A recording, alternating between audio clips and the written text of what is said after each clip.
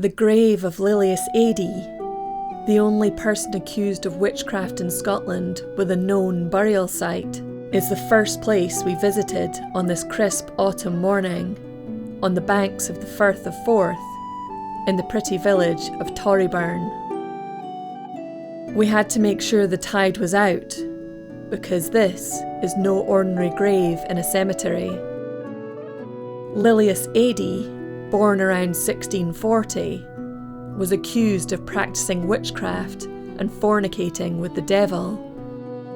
She was arrested after illness among local residents created a brief but frenzied period of witch hunting in the area.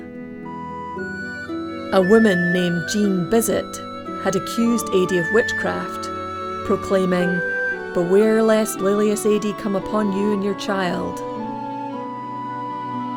Lilias confessed under torture that the devil had first visited her in a cornfield at sunset. She described how the devil had lain with her carnally and made her renounce her baptism. She described his appearance as having cold, pale skin and cloven-hoofed feet like a cow. She was buried in a wooden box under a half-ton sandstone slab between the high and low tide marks, because of the locals' fears that the devil might reanimate her to torment the living. A short journey along the coast from poor Lilias's grave lies something far more recent, but no less unsettling: the carcass of a whale washed up on the shore. We travelled along trying to find the poor creature, weathered by the sea and the salt air, as it sits there as a stark reminder of nature's power and fragility. In centuries past, a whale washing ashore like this would often be seen as a terrible omen, a warning of death or disaster to come. However, it is now so well decayed we could find no trace of it. Nevertheless, with these pictures taken some months ago, you get the same uneasy feeling as when you pass by an old graveyard, a quiet reminder of how close life and death really are. It was on our continued journey west that we came upon the picturesque, historic and famous little town of Culross. Most famous in modern times as a filming site for Outlander, the Royal Borough is a living museum of 17th century port life. The beautiful little houses and cobbled streets remain mostly unchanged, transporting you back in time as you navigate the narrow paths and alleys. We stop to admire the orange facade of the palace, where the ghost of its former occupant, Sir George Bruce, is reported to still roam the halls. Visitors have reported inexplicable sounds, cold spots, and the distinct scent of red wine.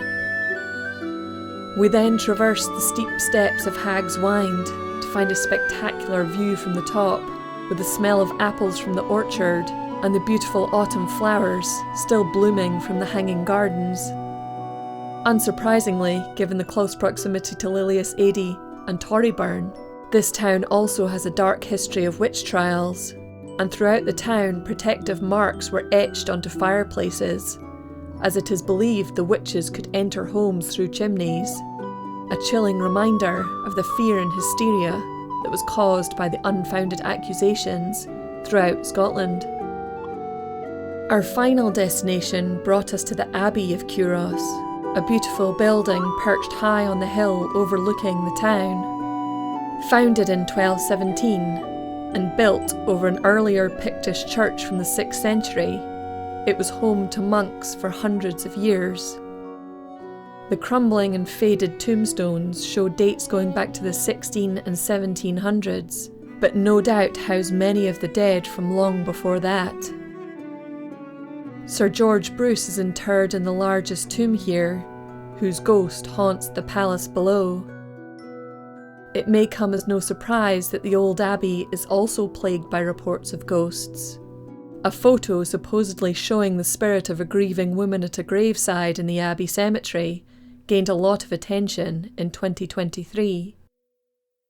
A ghostly mourner or trick of the lens, it is easy to feel the presence of hundreds of years of history in this site as you walk around, and it felt quite probable that the centuries of monks and mourners still walked with us around the tombstones and church on this beautiful, sunny autumn day.